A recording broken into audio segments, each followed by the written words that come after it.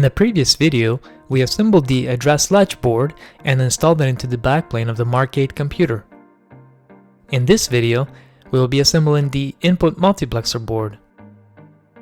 We will follow the board layout sheet when assembling. The board utilizes the 8267 and 8263 multiplexers. These can sometimes be found on eBay. We will substitute the 8267 with 8266 since 8267 is a hard find. The 8266 lacks a bare collector output, but I believe we should be okay with that. Additionally, C2 will be 100 microfarads instead of the 1 microfarad specified in the original instructions. The remaining parts are pretty straightforward.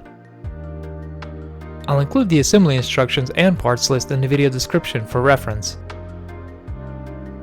Let's get started.